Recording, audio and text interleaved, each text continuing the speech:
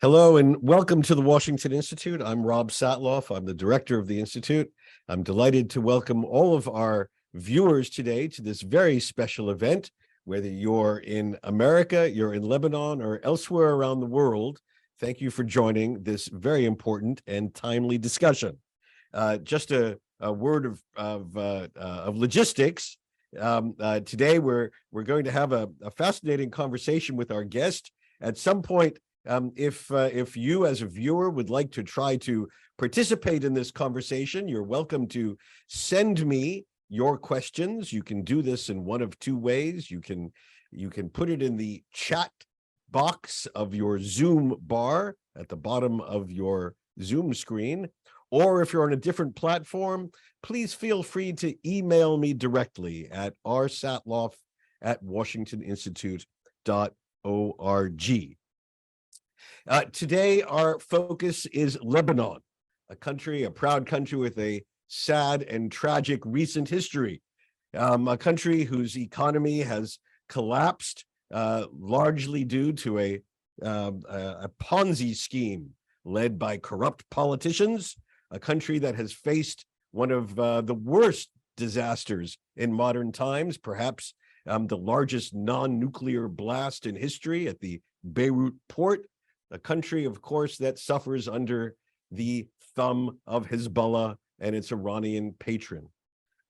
Today, we are delighted to host one of Lebanon's most important and courageous political leaders, a man who has stood out vocally against Hezbollah's role in the country, vocally against Syrian domination and the Iranian role in the country, a man who leads the largest political party with representation in Lebanon's parliament.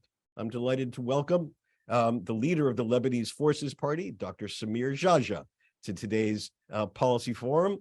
Thank you very much for joining us, Dr. Jajja.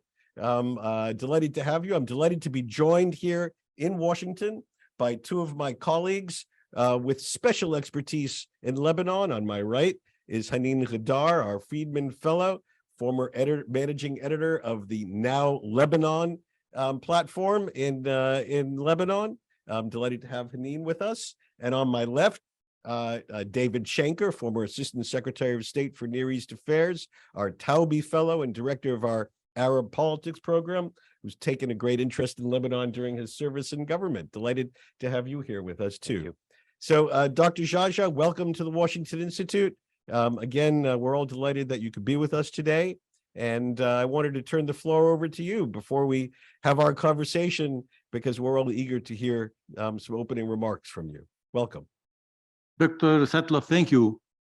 And as a matter of fact, Mrs. Ghadar and Mr. Schenker are old friends. So I am in the family again. Ladies and gentlemen, I would like to begin by expressing my gratitude to the Washington Institute President, Mr. Bernstein, to Executive Director, Dr. Satloff, for inviting me to address you today. I also welcome the presence of our friends, David Schenker and Haneen Ghadar. Before stating my small note, introductory note, I want just a personal note. I will go into a personal note. With the beginning of the Lebanese war in 1975, 1976, I was a student of medicine at the American University of Beirut. I was, between brackets, obliged to leave because the country was falling down, and to join the Lebanese forces. I'm not the heir of a political family. I'm not in the lineage of the political families in Lebanon. And second, I'm not a career politician. The Lebanese forces are not a mere or simple or traditional party. Okay, the Lebanese forces are a party of a cause. And this is very important for us to be known.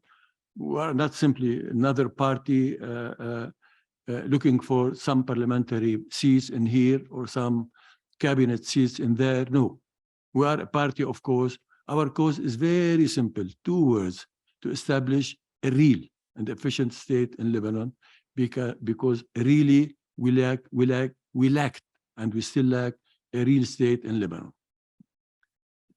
In my introductory remarks, I will provide a brief overview of the situation in Lebanon, outline the actions undertaken by our Lebanese Forces Party, and highlight how the United States can further support Lebanon's recovery.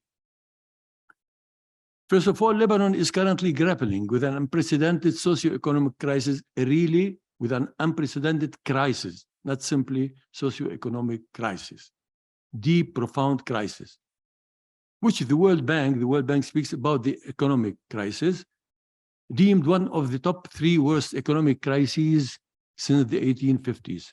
This crisis has had a profound impact on the livelihoods of the Lebanese people. The national currency has experienced a 99% depreciation since 2019, with inflation soaring at an annual rate of nearly 250 to 300%, resulting in the highest food price inflation globally.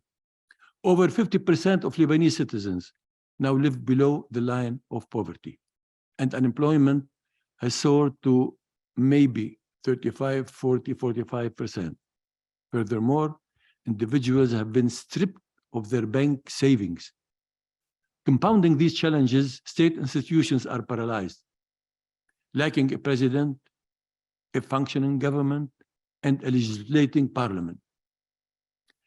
The culprits, without being partisan, really with all the possible objective mind in the world, the culprits behind this crisis are a mafia militia clique led by Hezbollah, an unlawful and radical group that employs violence. It employed violence, intimidation, and bribery to coerce and lure political factions and leaders, many of them unfortunately are very weak, into looting the state's resources and bankrupting the nations for their own corrupt personal gains.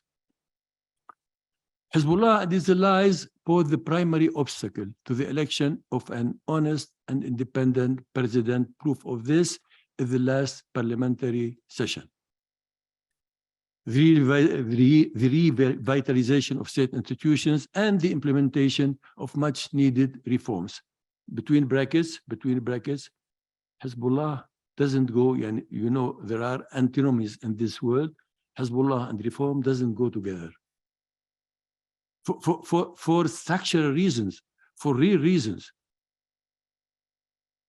For the Lebanese Forces Party has been at the forefront of the national effort to challenge Hezbollah's hegemony through various means, which including, first of all, exposing Hezbollah's detrimental actions to the public and the media in distributed statements and published reports and analyses.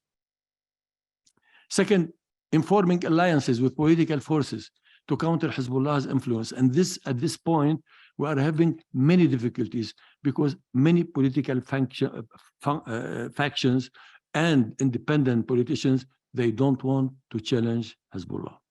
3, preventing Hezbollah's control over government institutions, starting with the parliament, securing a significant victory in the 2022 parliamentary elections, resulting in Hezbollah and its allies to losing their majority. Currently, the Lebanese Forces Party, recognized as Hezbollah's staunchest political opponent, holds the largest bloc in parliament, yet this is not sufficient. Challenging Hezbollah's dominance not only in parliamentary elections, but also every day in universities, professional associations, syndicates, unions, and municipalities. And then we are emphasizing good and responsible governance. Our job is not simply to counter the negative effect of Hezbollah, but to give a good example of responsible governance. And really, we managed to do it. Proposing reforms, showcasing the exemplary performance of Lebanese forces, MPs, and cabinet ministers. Even Hezbollah's people okay, they recognize or they acknowledge the probity of Lebanese forces ministers. And then upholding the role of legitimate security forces, insisting every now and then the Lebanese army maintain the monopoly of the use of force, and helping the local communities when necessary to take action on the ground when aggressed by the Hezbollah militiamen, such as in the unfortunate Tayouni incident in 2021. Opposing Hezbollah's presidential candidate at all costs. Hezbollah is very serious in the candidacy of Mr. Frangi, and he will go out of his way to do whatever is necessary in order to be able to bring Mr. Frangi to the presidency. And we are doing whatever is necessary to prevent him from doing it. And presenting alternatives, Lebanese forces are presenting alternatives through sovereignist, reformist figures. Now, you can ask me, okay, what is our business with Lebanon? Why Lebanon is important for us? It is important for us as Lebanese, whatever, but for you, for Americans, and for the free world as a whole. A free, sovereign, independent, democratic, and pluralistic Lebanon aligned with the interests of the free world. When Lebanon was free from the control and interference of radical regimes such as Syria and Iran, and when extreme militias like Hezbollah didn't hold sway in Lebanon, Lebanon served as a friend and a safe haven for the citizens of the whole free world. This Lebanon exemplified religious tolerance, promoted peace and moderation in the region, and stood against whatever is radicalism and terrorism. I jump now to the United States. The United States has played a pivotal role in supporting the Lebanese people. The Lebanese people struggled to free themselves, first of all, from Syrian occupation, and then try to rebuild state institutions. Over the past 15 years, the US has invested significant political and diplomatic efforts in Lebanon and provided substantial security, economic, and humanitarian assistance to state institutions. First among them is the Lebanese armed forces, internal security forces, and the Lebanese people, amounting to over $6 billion. We are really and immensely grateful for this support. However, Lebanon and its people continue to suffer, and the situation is deteriorating. Therefore, US policymakers should, first of all, direct their political engagement toward those fighting for sovereignty and integrity. I will pause a bit in here, to say that the actual attitude, even though we are grateful for the United States, for what the United States did for Lebanon, but if you want me to symbolize a bit the attitude of this administration towards Lebanon, it is an innocent bystander, really. Second, ensure that the next president of Lebanon is a champion of state authority, constitutionality, judicial independence, rejection of militia rule, respect for international resolutions, and restoration of Lebanon's relations with its Arab and international traditional allies. And then implementation of necessary structural reforms to pull Lebanon back from the brink of collapse. And also, the United States policymakers should continue providing critically necessary humanitarian assistance to the Lebanese people out of big need. Maintain security aid to the Lebanese armed forces. This is extremely important. And the internal security forces, with the objective of protecting Lebanese citizens, securing the borders with Syria, supporting the UNIFIL mission in the south.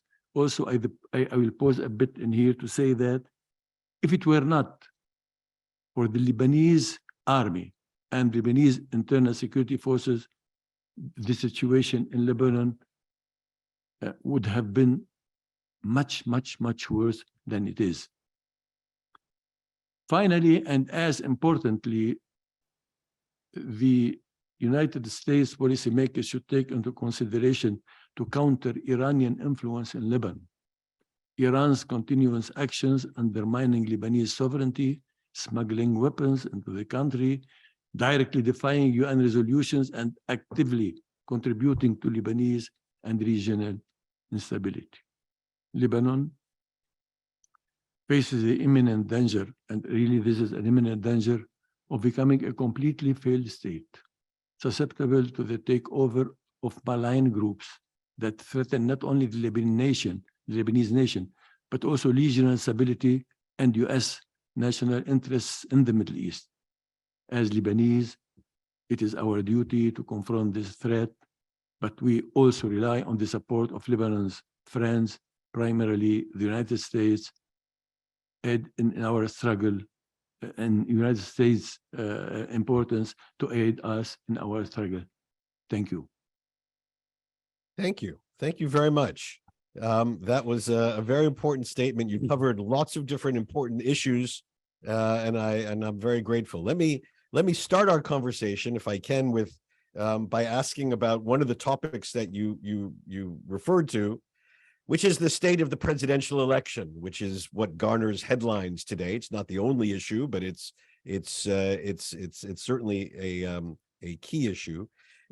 Could you give us your assessment of where we are with this? What are you looking for in a president? What is the situation of the current candidacies, and what how can you achieve the election of a president that can begin to do the sorts of things that you're laying out for change in Lebanon, given the political circumstances you just described? Dr. Satloff, you are very optimistic. First of all, we are in a very deep stalemate. Why the stalemate? Because this time, and for many reasons I will not go into, reason that has to do with the regional situation and with Hezbollah's situation inside Lebanon. Hezbollah is intent more than any time else to bring a president of his own, not a simple president, not a president that he is not against him. No, a president of his own. And this is why he chose Mr. Sulaiman Frangieh, and this is why he is intent on bringing Mr. Sulaiman Frangieh. The plan of Hezbollah is very clear. Either you accept Sulaiman Frangieh as president, or there would be no elections. The proof of it is the last session. In every session, we had until now 12 parliamentary election sessions, okay? In each one of them, what Hezbollah did is that they went into the first round, and of course the first round is not decisive anyhow, and then once the first round ends, they will go out of the session, and then we'll lose quorum. And he will continue this way ad vitam aeternum until we accept Sulaiman Frangieh. And at the same time, we will not accept Mr. Sulaiman Frangieh. So we are in a very deep stalemate, but this stalemate cannot be solved in the way our friends, and I stress the point, they are our friends again, the French, they think of ending it. The formula of the French, and I like the French, and the French has done a lot for Lebanon, okay, but this time this is not it. The formula is the following. The French, they know what Hezbollah is intended to do, and they jump to the false conclusion, which is, we will not have presidential. Lebanon is in a deep need of presidential elections, okay? We cannot have presidential elections with the boycott of Hezbollah, okay? Then let us give Hezbollah what he wants. No, for us, this doesn't hold at all, and we will not do it, and we didn't do it, and we will not do it in the future also. So this is why you are in deep stalemate. You will ask me, okay, what is the horizon? Frankly, at this moment, I don't see. You are waiting for Mr. Le Drian in a few days' time in order to see if we can brainstorm for something else. But of course, not for Mr. Sulaiman Frangieh or for any other candidate of Hezbollah. Okay, just so our viewers know, Dr. Ja'ja was referring to the former French foreign minister, Mr. Le Drian, who is due to arrive in Beirut soon with a new initiative to address this issue. No, he doesn't have. I'm sorry? No. He's not coming with a new initiative. He's coming to see after he makes what we call état des lieux, to see if a new initiative is possible. This is what I have understood. Fair enough. Again, let me just remind viewers, if you want to get into this conversation, please send questions to the Q&A function on the Zoom bar, or to email me directly at rsatloff@washingtoninstitute.org. Let me turn to my colleague Haneen Ghadar. Haneen, do you want to engage right now? Yes, it's good to have you here, Dr. Ja'ja, and I have many issues I want to ask you about, but I will just try to focus on a couple of issues that I think might be relevant to our discussion. Of course, the presidency is a big deal, but also one specific issue which is happening as we speak, the lack of a president. You're saying that we might actually have a stalemate, that without a consensus of someone that everyone or most people would agree to, there will be no president for a long time, no government for a long time, and no solution also as well. But in case of a consensus, it means that Hezbollah will have to agree. That means Hezbollah needs certain guarantees on security, cash flow, borders, airport, etc. And meanwhile, we have this news today of the new scheme of getting Riyad Salemi to stay as a consultant at the central bank in order to keep protecting the place. So what do you think is a form of a consensus that would Hezbollah not veto? So we have a number of candidates out there, including the army commander, who is now being put on the table as the next suggestion by many. So Hezbollah might not veto him. This is one. What do you think of this? What do you think is going to happen with this next scenario? And another thing, we talked about violence, right? And I think a lot of people today are not encouraged, if you want to protest or speak freely or do anything because of this violence or the fear of violence, the fear of the threats of a civil war, threats of assassination, more explosions, etc. That's happening because of lack of accountability. And when you listed the number of recommendations for the US government, there has been some work on accountability on the port, but not much on the assassinations and not much into that direction. So what do you suggest should happen when it comes to accountability and to restrain that kind of violence that Hezbollah keeps threatening with? The last thing I want to comment on, if you have the time, is the Saudi stance. Saudi Arabia seems to be very absent from Lebanon today.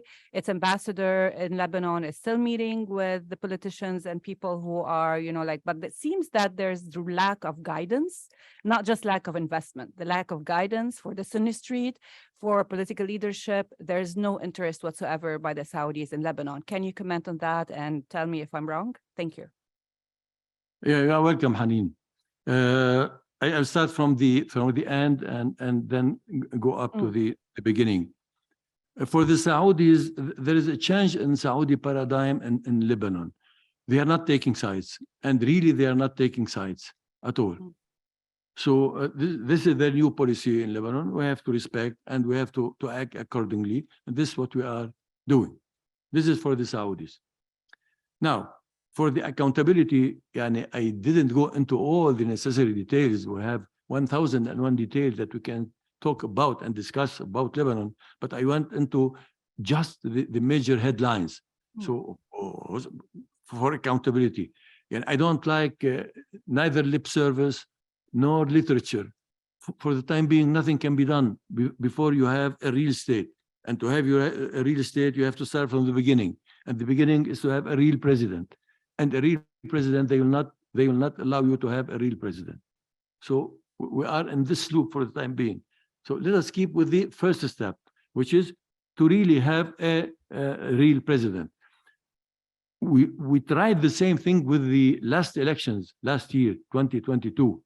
And to some degree, we managed to some degree, but not to all the necessary degree. Otherwise, we would have been able to start reforms, for instance, and accountability and all what you want. But unfortunately, no. We have a parliament, a mixed parliament with no clear majority here and there, and we are struggling with this state of affairs in the parliament. But of course, it is better than it was before 2022. So this is for accountability. Now, for your first question about the presidential elections, if I understood well, a consensus with Hezbollah, okay? Frankly, I don't see. First of all, Hezbollah doesn't have the appetite for consensus this time. I don't know why. Second, we don't have an appetite, we ourselves as opposition, in order to go to a non-clear compromise. And I cannot find this compromise between us and Hezbollah, who are diametrically opposed. We have really 1000% differences in our goals, in our way to see the state, in the decisions inside the state, in the strategic decisions, in the military, in the security decisions, etc. But anyhow, we are not close to a possible to a possible consensus, but I don't see it for the time being. And that includes the possible candidacy of General Aoun? First of all, Dr. Satlow, when you say General Aoun, you have to precise, because there is General Michel Aoun and General Joseph Aoun. We are talking about General Joseph Aoun.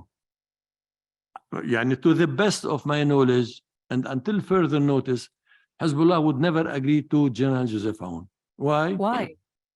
Why? First of all, General Joseph Aoun is a Aounist, only just for your own information. Hezbollah does not refuse General Joseph Aoun because he is Aounist, no, at all, for a simple reason, because he is a man of decision, which means he has an independent mind, and when he takes a responsibility, he doesn't accept that everybody would mingle in this responsibility. He takes his decisions by himself for this simple reason. So I think... So, sorry, you're saying that he will not give the security guarantees that Hezbollah wants? No. He didn't.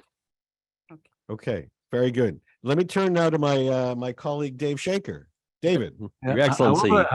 However we turn this day, we find friends on your left or your right. Well, I'm going to ask you 3 short questions, and I'll let you answer each one before I ask the next. There are some in Washington who don't believe that even a great new president and a great new prime minister or government will make much of a difference as long as Hezbollah retains its weapons and is willing to kill or intimidate its political opponents. What is your vision for going forward? What can be done to help Lebanon escape Hezbollah's grip? And is federalism an option? Okay. Let me stop at this point, because this question is extremely important for me, because many people, they ask this question.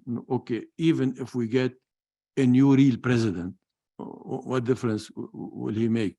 Even if we get a new prime minister and a new government. This is not true, David. I'll give you a simple example, okay? In 2 state institutions now. In the army, the mere presence of General Joseph Aoun, even though he is Aounist as a start, okay, it made a difference.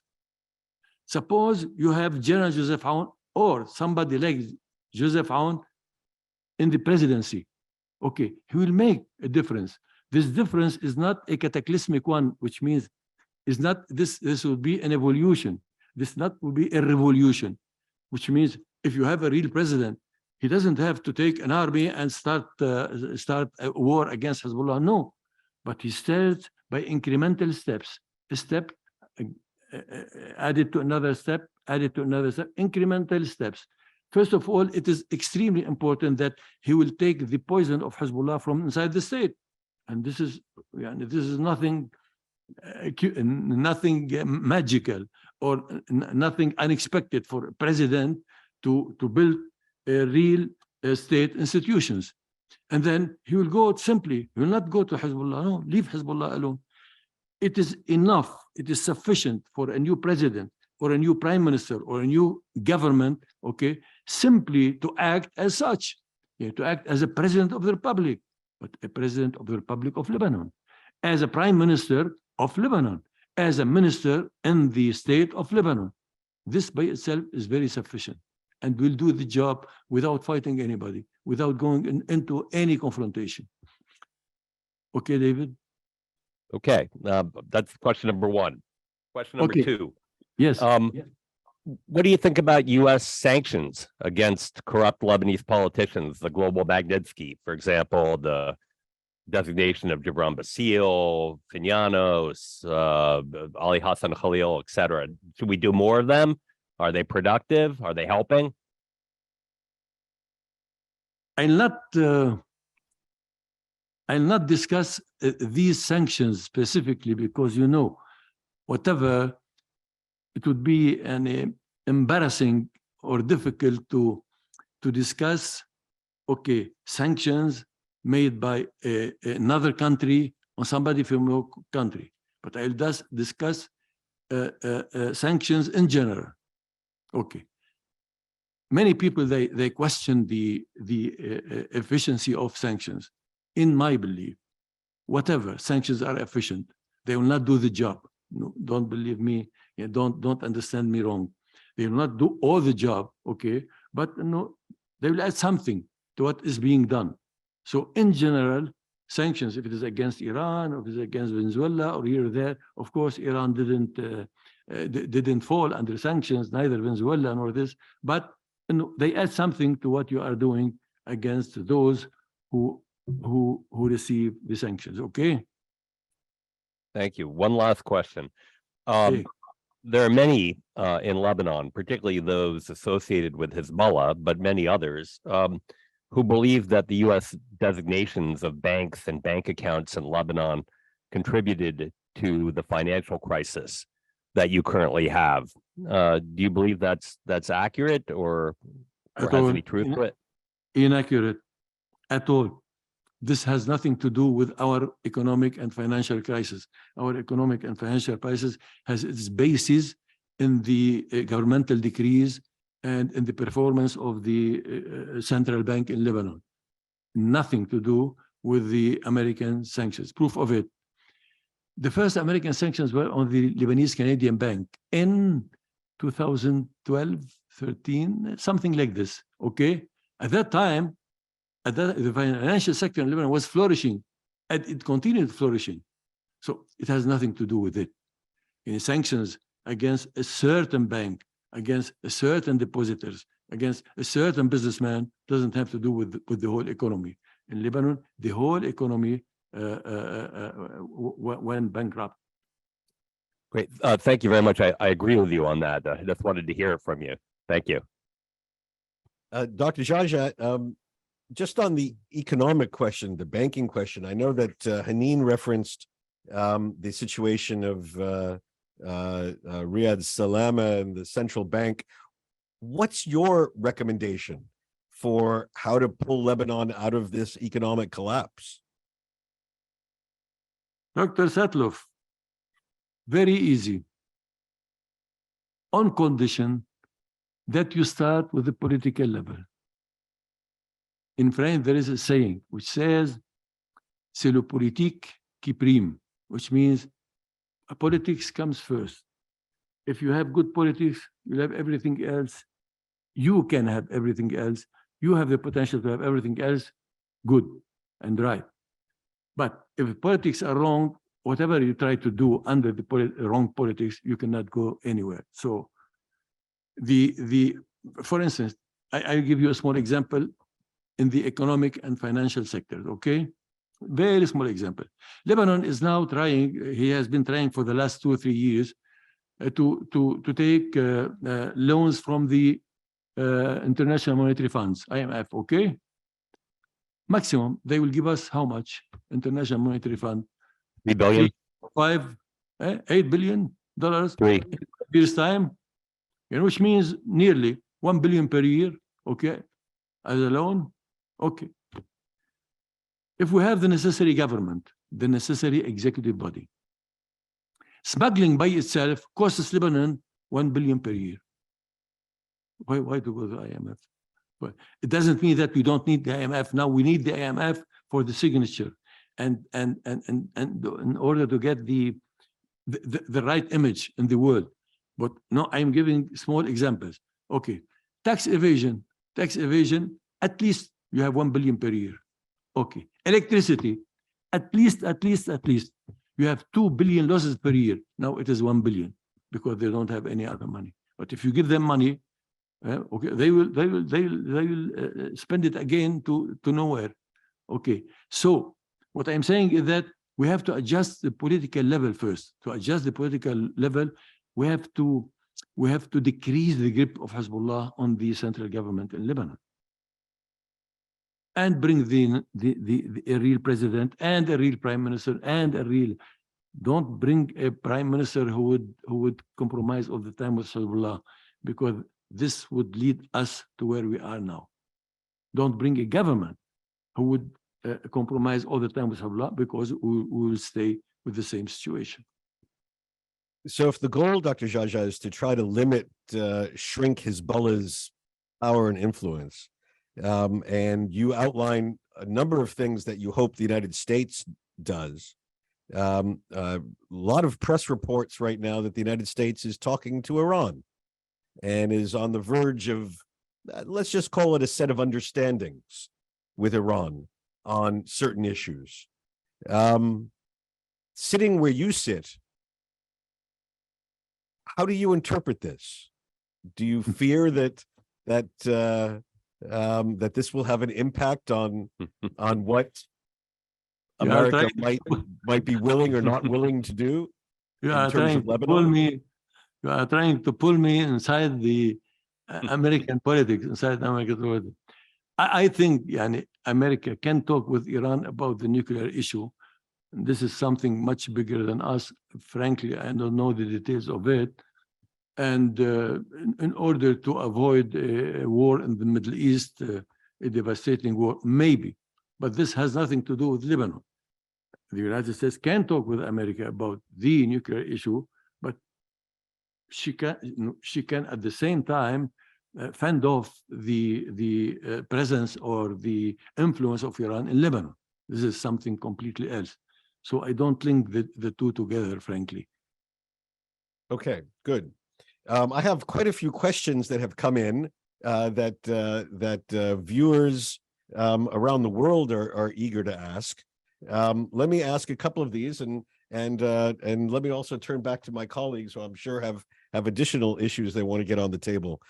One of the issues that we read about in Lebanon quite frequently these days is the situation and status of refugees, Syrian refugees. And so I'd appreciate your view on the appropriate approach to this issue. Do you support the repatriation, the forced repatriation of these refugees back to Assad-controlled territory in Syria? Wait, Dr. Sattler, wait. I'll take a bit of your time in order to explain myself on this issue, because this is a very important, deep, and critical issue. First of all, I'm talking about myself personally. I don't have any allergy, any whatsoever to the Syrian refugees in Lebanon. On the contrary, I sympathize with them because I know what is Assad regime, much more than many other people know. So I sympathize with them. In the years 2011, 2012, when the revolution started in Syria, it was a real revolution before Nusra and Daesh came in, unfortunately. So I was with receiving the refugees, and all of us were with receiving the refugees, because really there was a reason to receive them. because war erupted in every city and country, in every city and village, and even precinct in Syria. And those poor people, they didn't have anything to do except to flee their lands. Okay. But look, Dr. Sattler, now after 12 years, the situation in Syria is demilitarized. There are no military actions, except some punctual raids rather than military action. Okay. Before telling you this, I'll tell you something else. 2 years ago, Syria held, or the Syrian regime held, what he called presidential elections. Of course, there is no presidential elections in Syria. This is it's more than a soap opera. Okay, it held. Okay, Dr. Sattler.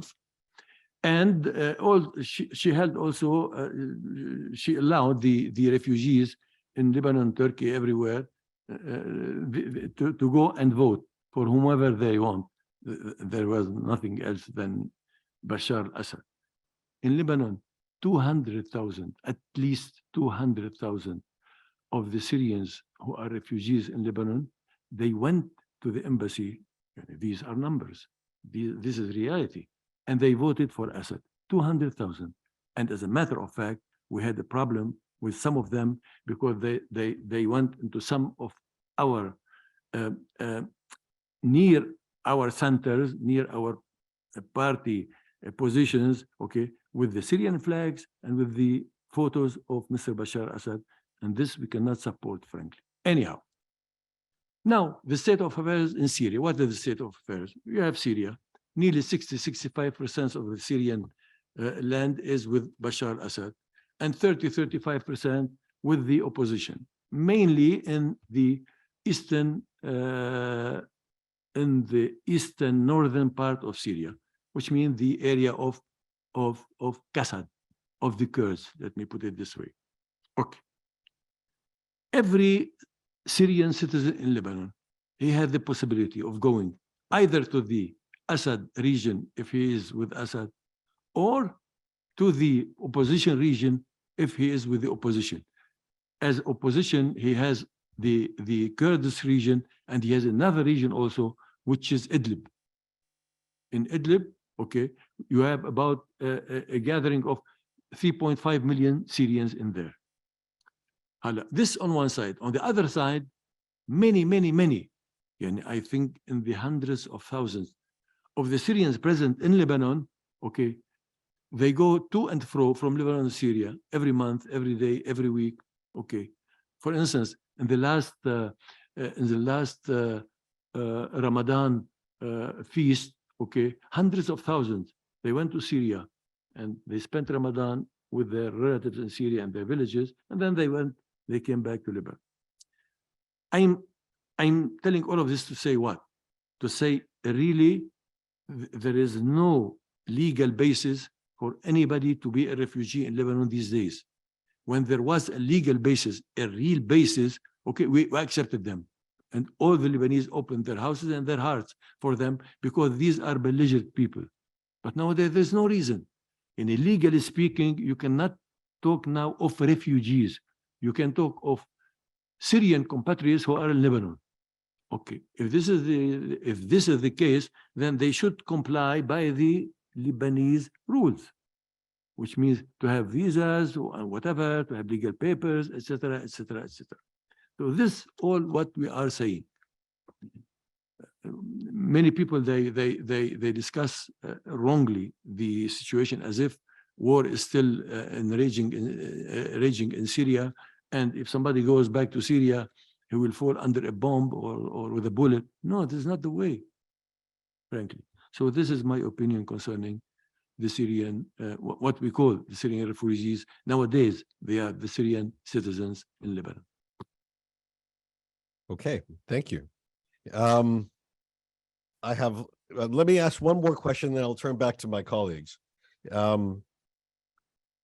about the situation of Christians in Lebanon and the general sense that Christians in Lebanon, I have 4 questions, all on the same theme from different people. Christians in Lebanon have no future, given the recent past. Do you disagree? Do you think that and what do you say is the best strategy in the long run to sustain a robust Christian presence in Lebanon? I completely disagree. If China has become 1.4 billion, it doesn't mean that the United States has no future. China can become 2.8 billion people, and still the United States had the future that it has on its own merits. I completely disagree. Lebanon has been in Lebanon for history. In all along the history, we are very proud of being Lebanese, Christian Lebanese, and we are very proud that many times we could do some good to Lebanon, to the whole Lebanese population, and even to many of the other Arab populations. If the last 30 years we had a twist of history, and we had, first of all, the Syrian regime, and you know what is the Syrian regime. And then now we have Hezbollah, and you know what's Hezbollah. Okay, this doesn't mean that the Christians in Lebanon have lost. Never, at all, at all. And look, for the time being, for instance, for now, the struggle all over the Middle East is between Sunnis and Shiites, okay? In Lebanon, we have Sunnis, we have Shiites, and we have Christians. Except in Lebanon, the struggle is between whom and whom now? Between Shiites and Christians. Why? Because the Christians are in here, and they have their free word to say, and they have their free decision, and they don't accept any hegemony, neither from Hezbollah, nor from the Syrian regime, nor from Iran, nor Syria, nor from anybody else. So on the contrary, of course, a lot has been taken as if the only criterion to take into consideration is the demographic one. False. This is not true.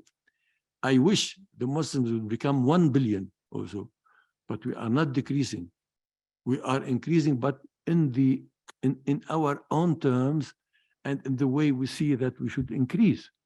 We are not making a race of a demographic race with others. No, we wish all the good for all other communities, but this is our rate of birth, and we will not change it, okay? But at the same time, we don't accept this, that others would use the demographic element in order to decrease our role. No, this is unacceptable at all. Okay, thank you. Dave, then Haneen. Thanks, Dr. Ja'ja. I wanted to hear your assessment of UNIFIL.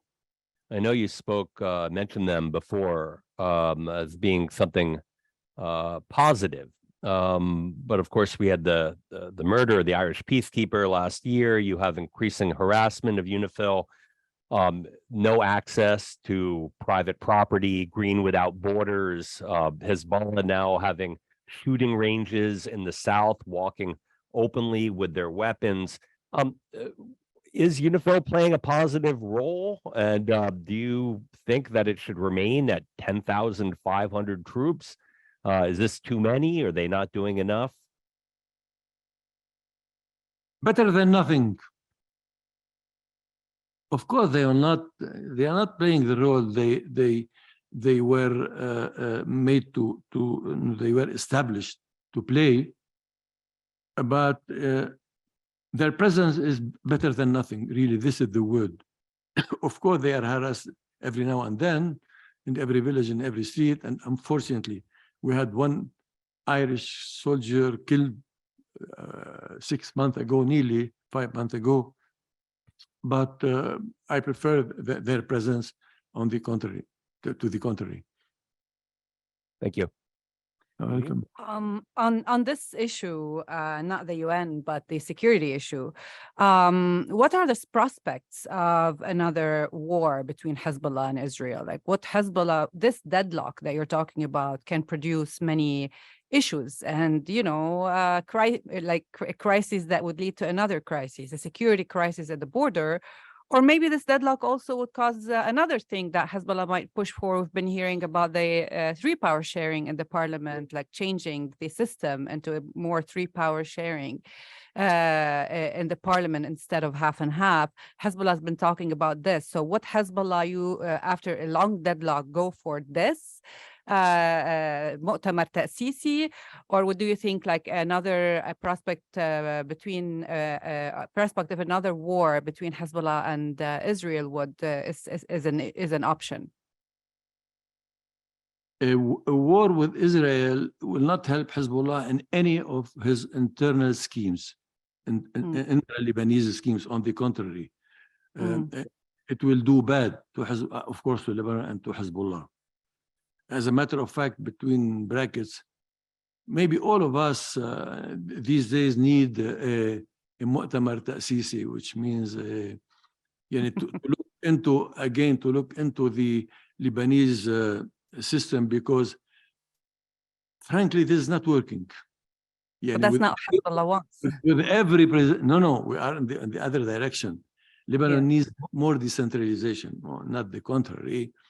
With every presidential elections, we will spend 1, 2, 3, 4 years in order to have a president. Okay.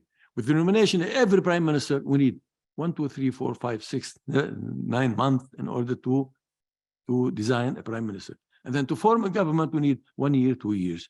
And with every delay, the citizen is suffering. Why? And we have to try to dissociate our political problems from the livelihood of the citizens. And this cannot be done. I remember, for instance, not remember, and I remembered, and I see that in Belgium, for instance, yes, now and then, the formation of a government may take 1 or 2 years, but meanwhile, the citizens are not suffering. Why? Because it is a decentralized system. Well, why not to go to such a system? So, but let us put this aside. This is on the only because you talked about the Mu'tamar Ta'sisi. Okay. Now, I think Hezbollah will go to war against Israel in only one case, I think, which is if Israel attacks Iran. In that case, I think immediately Hezbollah would go into, it will be a devastating war for Lebanon, for the region. So maybe this is why. And in this case, I have no doubt. Other than this case, I don't think Hezbollah will go to a war against Israel, because you know the balance of power is clear in this respect. So that's it. This is why maybe I'm not trying to defend the American administration. Maybe this administration is trying to do something with Iran. In my belief, nothing could be done with Iran, because in Iran the system is an ideological and dogmatic one. This is not a practical one, even though they can be practical sometimes, but tactically they can be practical, not strategically. They are trying maybe to convince Iran not to go along with this nuclear program in order to avoid a war between Israel and Iran. I don't know if this will succeed or can succeed. Another small thing, do you think, yes or no, short question, do you think the street protest will ever come back? I think what? The protests, the 2019 protests, not necessarily that big, but do you think the street will ever be active again? Do you think the people will go to the street again? Unfortunately, I don't think so. Because c'est du déjà vu. People went into the streets. Look, Haneen, people, everybody went to the streets. From the north to the south of Lebanon, from the Sunnis to the Christians to the Shias, to everybody in Lebanon, all the streets and places. I mean, they were filled with people protesting and demonstrating, etc., etc. For month and month, not for 1 or 2 or 3 days. And it was not just a simple throw. No. And irrespective of all of this, you had a parliament like this parliament. And despite all of this, you ended up with the actual situation. Is it possible that after such protests, who were really fantastic protests, okay, this is the 8th month of presidential vacuum after such protest. So this is why everybody came to the conclusion that we can protest as much as you want in Lebanon, but to no avail, unfortunately. Okay. I have to just to pursue that your comment. Yes. From where I sit, it just seems so, I don't know, remarkable, amazing. The Lebanese currency, as you said, lost 99% of its value. Yes. People lost everything. And yet, Yes. for many Lebanese, they wake up and they try to go about their regular life. How do they do that? This is rather a sociological question rather than a political one. We need to make I wish some sociology professors will make a paper, whole papers, rather papers on this issue, but I have small hints here and there. Frankly, after all what happened in Lebanon, there is a change, a change happened, but where? Within the Christian community only. Why? In the Christian community, the FPM, they were the majority. Now the Lebanese forces are the majority. FPM, just for our viewers, FPM is the party of Free Patriotic Movement, which is not Patriotic. free nor patriotic nor movement. I mean the people of Yeah. Okay. There is a change that occurred in these areas, okay? In the other areas, for instance, the Shiites are the most touched by the crisis, okay? And nevertheless, they returned their deputies as they were before the crisis. So tell me what to do. But really, there was a change within the Christian community in this sense, that there was a majority on one side, and this majority has become a minority, and the minority has become, the opposition has become a majority. But this is not sufficient in Lebanon, unfortunately. You need to have the same thing within the Shiite and the Sunni communities, which didn't happen. And do you see any prospect of this occurring at a different rate among those communities? Unfortunately not. Do you know why? Because Hezbollah managed to make the Shiites in Lebanon live in the year 1460-70, which means